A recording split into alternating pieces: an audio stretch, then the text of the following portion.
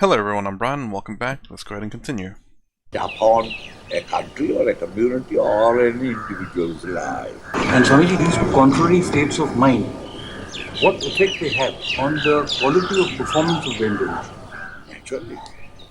When you are doing it in the wrong way, the mind is very agitated.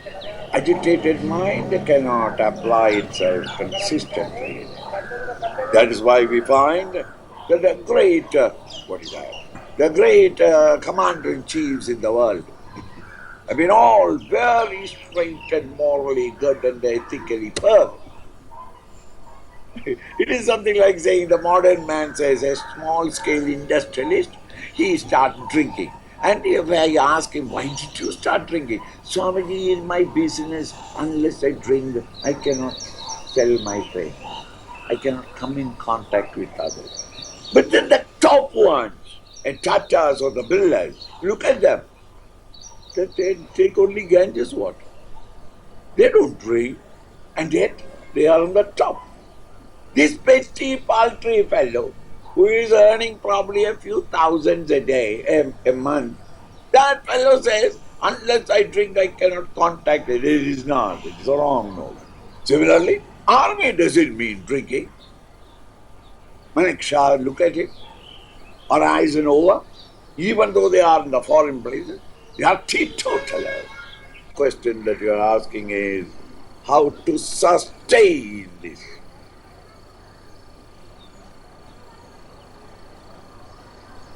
Enthusiasm is sustained when your hold on your goal is consistent. Yet, how does a man who is trying to climb to the Everest, even though tired, exhausted, and the snow coming, blistering snow coming, how does he maintain it? Because of his hold, of his idea that I must conquer and climb up to the Everest top. I would assume too that, if he stops, he might die. So, death, very good motivation. If that consistent desire is not inspiring you, at the effort, when the obstruction comes or difficulties come, you return. In Sanskrit, there is a great saying or a poem which says that some people start a work, and whatever be the obstacles and route, he never cares for it, but faces them head on and strive until he reaches the goal. Another type of people, they undertake great projects and continue working until they meet the first obstacle, when they will drop it and run away.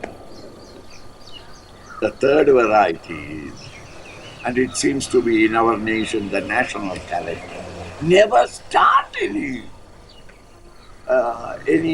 project, fearing that all kinds of obstacles wait. Such an individual can never reach anywhere, gain any goal. Huh, interesting. I guess you could kind of see that if I were to translate that as the first one, straightforward. Obstacle in the way, you find a way, either brute force through it, or you think about a way around it. You smart or brute force, you get past the obstacle. Second way, person comes up, the second there's an obstacle, they just give up. Third way, they don't even start. It's not necessary. I mean, actually, second way, real quick, where if they run into an obstacle, they give up. But I guess the reason why it's a little bit higher than a person who's never start is because maybe there is no obstacle and they do complete it. So by at least starting, they give it a chance. Not guaranteed, but at least they tried. Versus someone who says, there might be an obstacle, I better not try. And for all they know, they could have started it, no obstacle, would have completed it, would have been fine. But just because of the chance of an obstacle, they give up. I like that. Because I was thinking as he was explaining, what's the difference between the first and the second one? And I started thinking, and I was like, because there's not always an obstacle in the way. Generally speaking, there is. But you might run into the few ones that there is no obstacle, and then you start it and you complete it, and you're like, oh man, that was a lot easier than I thought. Glad I did this. Any aspiration. So, in order to maintain the man, to strive on and discover the courage in themselves, to meet the challenge, whatever that be in front of him, he must have continuously drawing his inspiration from the goal that he has kept in himself. Napoleon Bonaparte, even from childhood onwards on the Corsican Sea beach, he has decided. Somebody asked him, my dear little baby, what do you want to become? He said, I'm going to become the Emperor of France. He did not know at that time the geography of the Europe, where the France is. But he has decided in his mind. And really, in his life, he came up.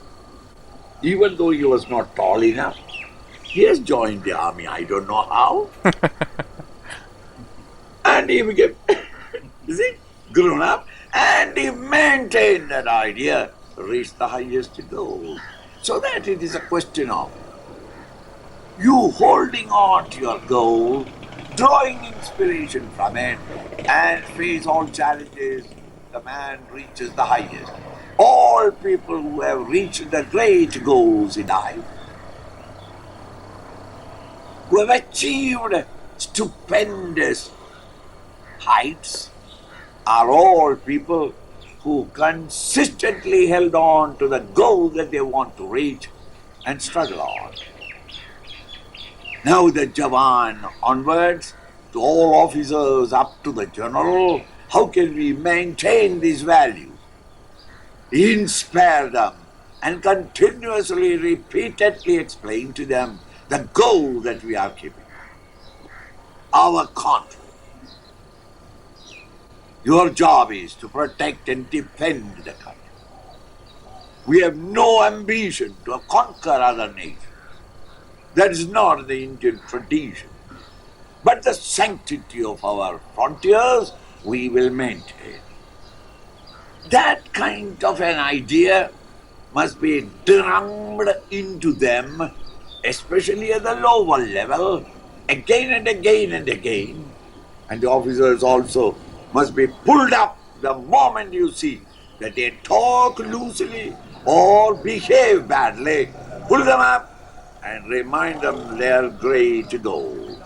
Once they get that idea that the goal is great, they have got a greater self-respect in themselves, that they don't want to disobey and disloyal to their own ideal, and it can be maintained. Just as I was saying that on one hand people think that Castellan you can't then upload it. On the other, they say that it has to be demonstrated from the top. If people are behaving badly, so in both cases, they say we can do nothing because you can't catch them young. Even if we do, out they come from the academy into the marketplace of the army, and they start seeing this, and what they have learned, they unlearn it faster, and they get on with it. On the other hand, now we have to wait for the supernatural part that somehow, by coincidence, they must put the right set of people, the chief, the army commanders, the corps commanders, who all are willing to live a valued life so that they give a demonstration. Well, even if that grand coincidence can be arranged by nature, it can be a very short lived. So, most people say, frankly, though it is desirable, it is a terminal case, you can do nothing. Under these circumstances, is hung between these two ends of the spectrum, individual. As a national program, they must be caught young and trained from school days onwards. True. The British Empire was built. The British Empire was built in the playgrounds of Italy. It is true.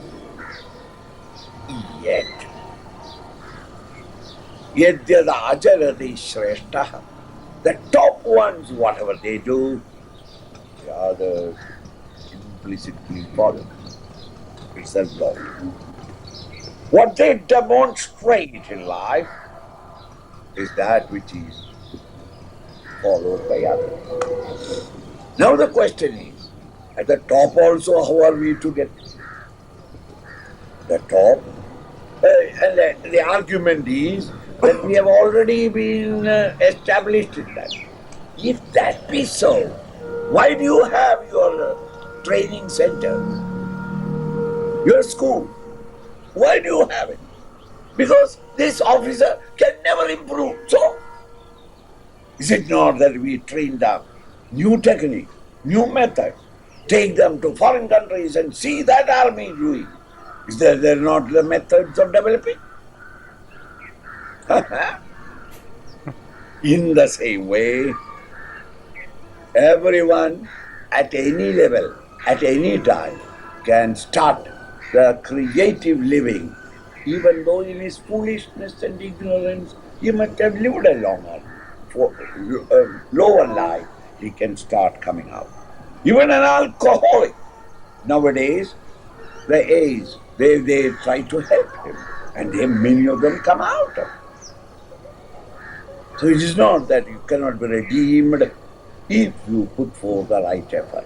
And the effort you can put forth only when you understand the logic behind it, the science behind it. A couple of questions that have been asked. How does a man acquire his individual sense of value? And why do people behave as they do? I'm going to rewind that. When Sorry. you behave as a sense of value? Sense of value. And why do people behave as they do? Values are acquired naturally by the individual under the pressures around from birth, and thereafter he may change it slightly during education. But mainly it is under the pressures of circumstances. So I was thinking along the lines of nature and well, it's obviously nature and nurture for a lot of things. Nature, as in things around you, and nurture based on how your parents teach you. Because how you get your values are based on your. I mean, it seems pretty straightforward. It's your experiences, based on nature and nurture. How your society, your culture has value, your society has value, and then your nature, which is your parents, your family, has value. Would friends be nurture or nature? Nurture is internal, family. Nature, nurture. Nature would be external. So yeah, it's always a combination. Because interesting thing is, I watched a YouTube video. I'm not going to go into it. There was 3 brothers, all separated, and they were questioning whether nature or nurture had anything to do with how they behave. It was a very fascinating story. Anyways. Some people come to accept intellectually a certain thing as the very goal of his life. Some would say that money is everything. Others would say power is everything. A third one says no achievement is great.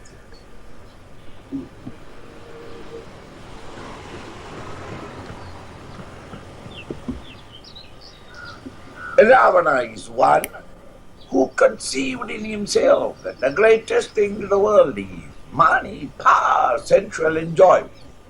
He has accepted it, and that becomes his value.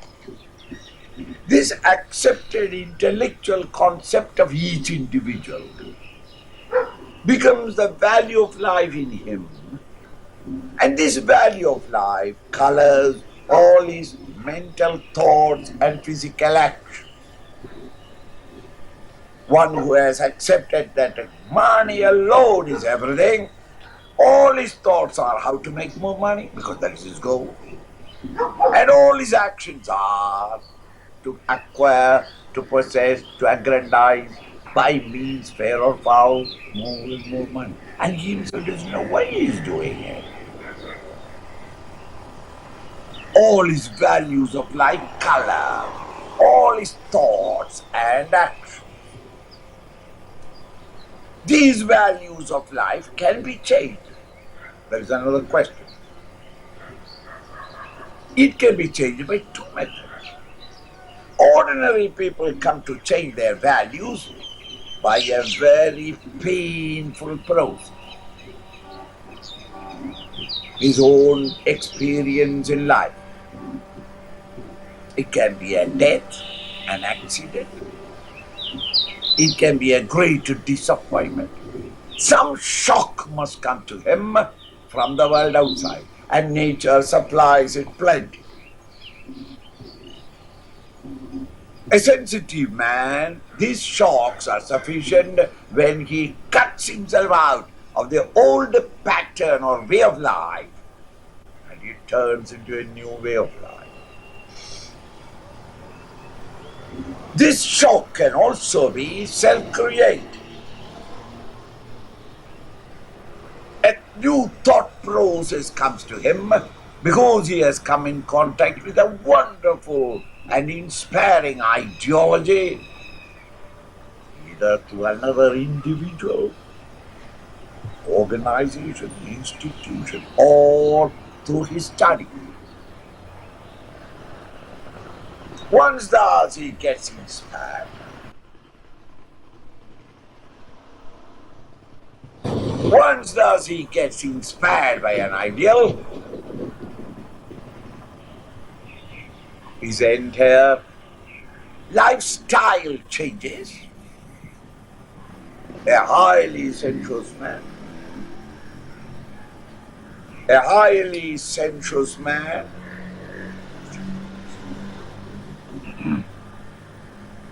A highly sensuous man, overnight we suddenly find him to turn to totally the other end of the spectrum.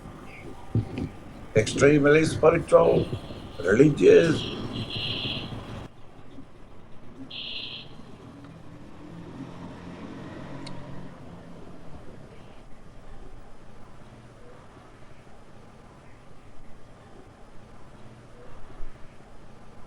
In the army, it must be your everyday expert.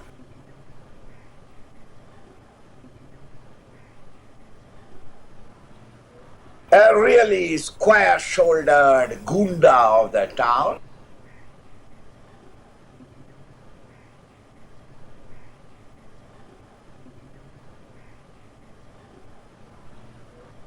Once he gets entered in the army, and when he has gone through the process of the exercises and training, he becomes one of the most useful members of the society or the community.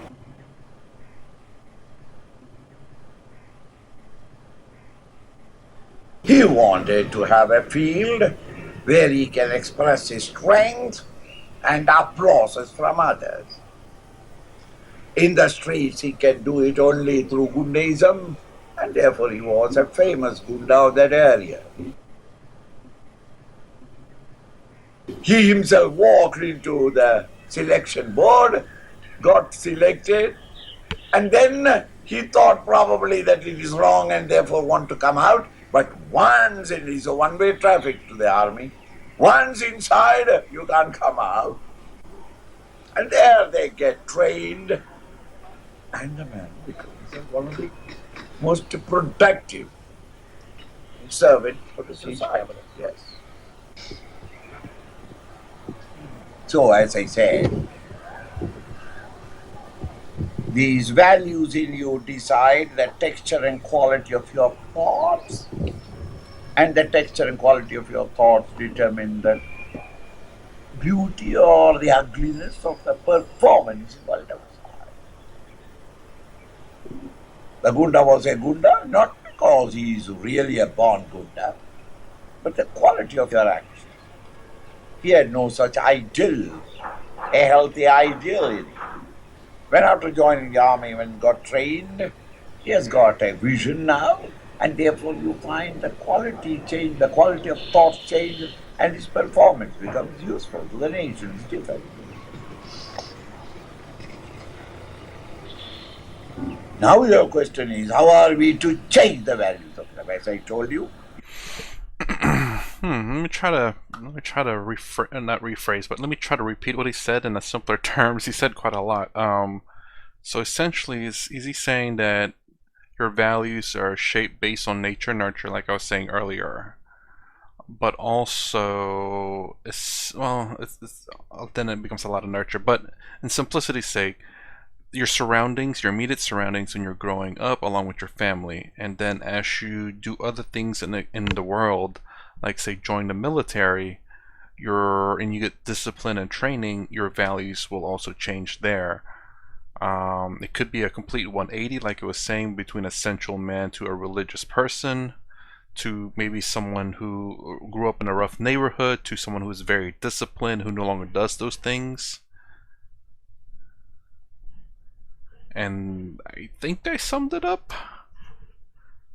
these are a shock. Everybody, very many people, after a shock, the wife died, the son in an accident, a great disease to the wife. When such a thing happens, all of a sudden, your ideal idea goes away. The old values change. A new concept comes. It happens. It's a very painful way. The other is by your own thoughts.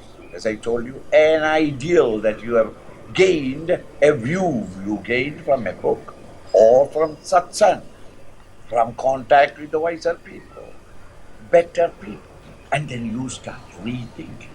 Just as, even though she had been the faithful wife of mine for the last 20 years and the mother of my 3 children,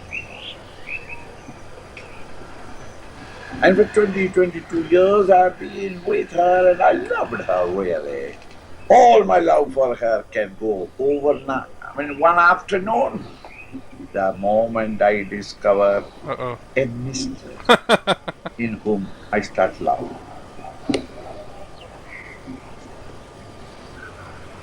Once as I hold on to that mistress, my love for my wife, my children slowly goes. We hold on to certain values of life because we are fallen in love with them. And we have been living it for a long period. The moment we discover another ideal and get fascinated by it, the old ideas drop off without any effort. Strangely, whenever he was saying that, I started getting the idea of a lot of temporariness, how life is temporary, how our identities, our values, what we love, what we don't love, just changes. I mean, that's something that, again, in Advaita Vedanta they say that, everything in the material world or the transactional world is always changing. Nothing's permanent except for Brahman Atman. But whenever he's saying that, that's what I just thought of. It's like, yeah, hopefully they don't change. I mean, obviously, you can love someone for the rest of your life, but it still change. There's a beginning to that love and an end to that love. It's not that you chose to end it, but your life ends and everything about you ends at that point. Of course, except for Atma. Mind cannot remain and function without an ideal in them. The quality and quantity of the ideal, the texture of the ideal determines the texture of your performance. The last of the question, very significant. What exactly is the duty of a soldier when he is ordered to do something which is against his faith of conviction? Interesting. In I would say in Hinduism, there's hope. I don't think there is a thing because, again, was it God, is it Vishnu and Arjuna? I want to. I really need to get into that because I do want to hear that story because And an argument in there is something that I want to use, and it's something that I can use in my, or something that I want to, you could say, preach in my life, which is the Dharma. You must play your role in this life, and I want to teach that, or teach that. I want to preach that. I'll say that, not teach, but preach, as in I will say it because I don't know how to teach it. I will just speak it. You must play your role in life, because my biggest thing about the fact that of if you believe in multi lives and whatnot, there some extreme people will take that as like, well, I don't like this life, let me end my life, and that is not good. And I want to how to say, promote this life and say there's no other life than this one. You can believe that or not, it's all up to you. But I think when you say that there's only this life and no other life, it may be a temporary life, but I hope they increase their value of that life and then really, really try. I want to be encouraging but realistic. And I've thought about this yesterday, I think. And that's to say that, I don't want to sugarcoat everything and hugs and cuddles and pillows and all that and say the world is all beautiful and wonderful and shiny and rainbows. But, kind of like Osho kind of slaps you in the face like, oh, hug, then slaps you in the face. It's like, what the hell? It was a nice hug, then you slapped me. It's more along the lines like, yes, there are niceness and crap things in the world, and we have to realize that so that we are prepared to handle it and understand that there are good and bad things in life.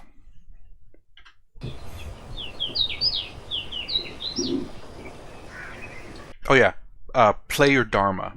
Play, if I'm remembering it correctly, play your role in this life. Do what's right. What is a soldier expected to do when he is ordered to act against his own belief, such as killing the citizen? Okay, that's a bit much. In order to answer this question, is the entire Mahabharata is written by Vyasa. Everyone has got duty, no doubt. That is called the dharma. Duty. Okay. But each individual has got definitely two different personalities. One is himself as a creature, and it means that individual is living in society, and therefore he has to be in contact with other members of the community. He is to be in an institution. As a member of an institution, he has a totally different personality. Bhishma Pitamaha was one of those who have respected the highest values of life throughout his existence. And that was his glory. Not only that he was one of the greatest warriors, but he refused to ever compromise with anything that is immoral or amoral.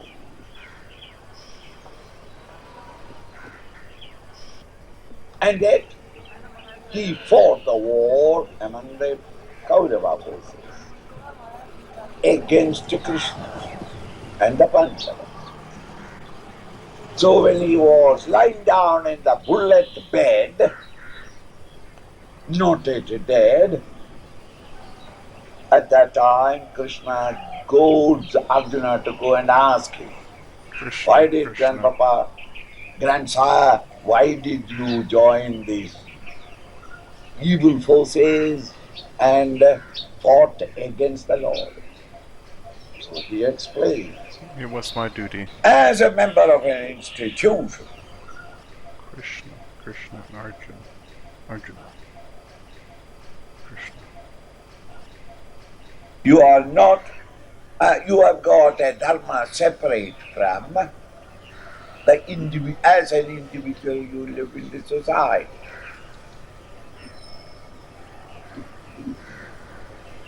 So as a soldier, Your job is to obey instructions come to you.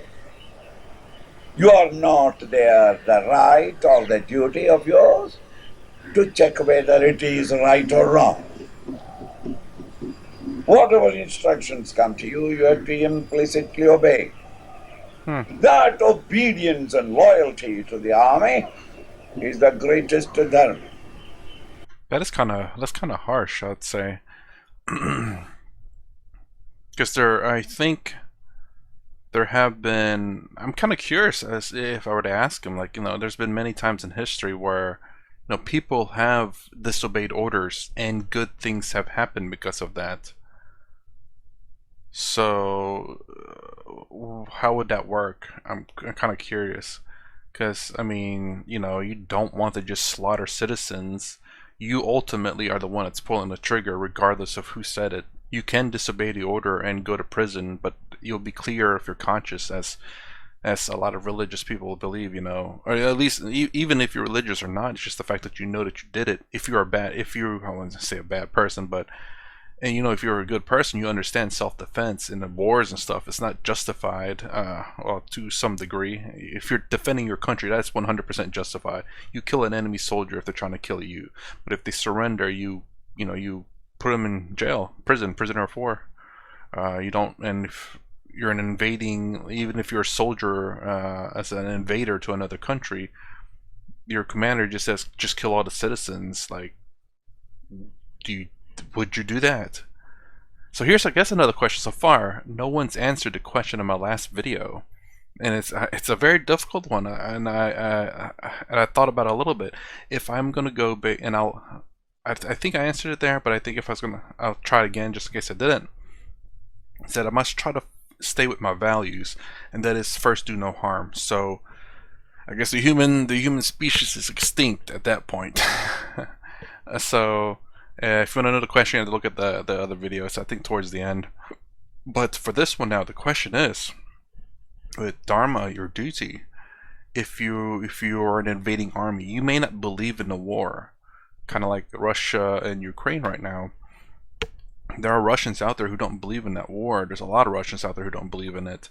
And your superior tells you to execute the civilians there. They all given up. They're not resisting. They're not fighting. Do you do it, or do you go against your dharma? And do you get? Is it ad dharma? Ad dharma? Let me know in the comments below. Cause for me, oh my god. I mean, like, no, I think that's pretty easy. You don't. For me, well, no problem getting that dharma for me. Don't care. It's not really a war in my life. I mean, killing innocent civilians as a dharma is because your superior told you to. Now, if he put a gun to your head and said either you die or the soldier or the civilians die, that's a different story. But no, not that at all. The punishment you get, you go to jail. For disobeying a officer. So let me know in the comments below if you want to answer this question completely. It's up to y'all. No one answered the last one. It's a tough one, I guess. But if would you do your dharma, or would you get ad dharma? I can't remember the opposite of dharma. I know it's a, but the pronunciation ad dharma. Let me know in the comments. In case you feel that it is very unjust, you have to leave your uniform, get out of it, and then from outside fight and remove the immorality in the army. Well, he just answered the question. You can't be in the army and then live against the instructions or the obedience. Well, I wonder though. I mean, my belief is that if there's an issue with something, I just say an organization, whether that be the government, the army, a private store or whatever, private corporation. The way to fight it is sometimes from the inside, to make changes from the inside. Become the CEO of that company and make changes when you get that power. Become a state official to make changes. Become the governor of your land to make changes. So it's not just to say to get out of the position and then fight from the outside. You're already in the inside, and if of course, if possible, to fight from the inside. Like for him, like if you're a soldier and you see your captain or your superior telling another soldier to execute the civilians, you can go fight from the inside and report that to another superior, and you could get your superior in trouble, because it's obviously not right to do that. But at least there, you don't give up the army and fight from the outside. The people in the inside, the army, will say, "Who are you? I mean, you don't belong here. You don't know what's going on. You don't know what's going on in the army." But if you're part of the army, you have an inside insight, an inside insight of what's going on. So you may have more weight there. Yes. If you are a banker or a corporate executive, your first duty is to see the corporation is functioning well. For that, you have to do all that is necessary in order to maintain its prosperity and profit. That is not immoral. That is what you are doing as an individual. The famous case in London in the 17th century, where the judge had to pass a judgment upon his own son, That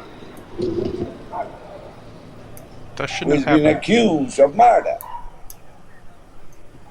The judge heard both the sides,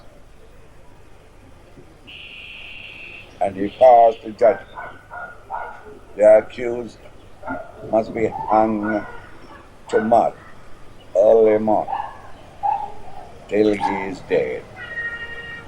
After having passed the judgment and announced it in the court, he opened up his garment, and went down and embraced the son. One is his duty as a father and a son. The other is the duty of the chair. There are two duties in everyone. So as a soldier in the uniform with the government gun in your hand, you are not to judge whether the order that came from the top is right or wrong, whether it is politically inspired, whether it is just or not, is none of your concern. Really? Yours is but to do and die. Yours is not to question why. So there is no problem. Let me ask you guys, how do you feel about that? If again, superiors asking you to execute civilians, women, children, fathers, elderly, the sick, do you do without question? To me, that'd be a problem. I would question. I would not do that, even if it's my dharma. I'd say screw dharma at that point. I would I have a dharma to myself, a duty to myself to be true to myself. That trumps everything else. I shouldn't have said that. Now maybe you guys will cheat and use that as the years like, yep, that's right. I will do a duty to myself first and true to be myself. Everything else comes secondary. But let me know. I mean, if that's not even the answer, then I'll be interesting to hear. And let me know truthfully whether you could have thought of something prior to that if you're going to use that same answer as I did. But yeah, my duty to myself to be who I am and true to who I am comes first over all other dharmas. In the Nazis, even though they knew that it is wrong, they obeyed and they were punished.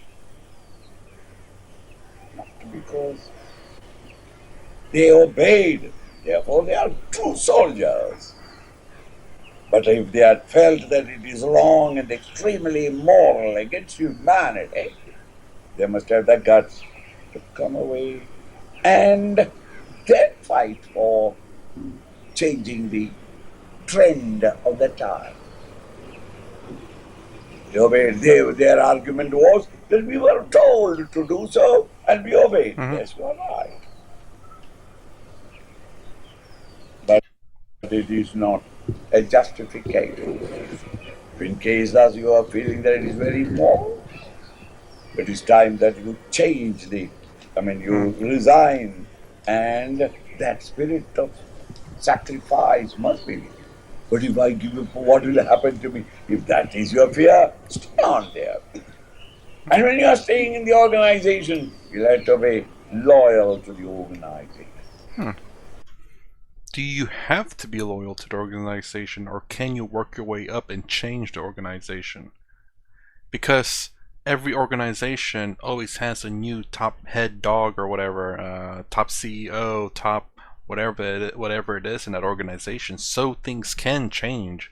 It's not that the organization itself is forever immobile in terms of its views. End of video, me talking now. So while that is true, that means I think you can't, and personally, I mean, I'm curious as to hear what he would have to say about this. The fact that obviously there's never really an organization that the CEO will live forever and forever hold their values throughout the entire company. And throughout history, values change. Even in companies that have lasted a long time, Coca-Cola, whatever else is out there, their values have changed over time. So, and that changed based on society, culture, and the CEOs, CFOs, COOs, and whatever C's else is out there. So there is change. Morality, well, we'll say values of the companies change. How it changes through internal, or whoever becomes CEO, generally speaking, is usually promoted internally, sometimes externally. So there's ways to work up to change the values of the company, or whatever it may be, company, organization, government, whatever. Therefore, you don't necessarily have to obey the company. I mean, obviously you do to a degree, so long as it's not going against your morality. And then, like he said, which I do absolutely agree, is that if you definitely really disagree upon it, either make changes internally or externally. But I think you have more luck perhaps internally, maybe. Not sure, honestly, on that one. Anyways, that's my reaction to a soldier's dialogue with Swami Chinmayananda. If you like my content, please consider subscribing. Thumbs up, thumbs down below. Thanks for watching. I'll see you in the next vid.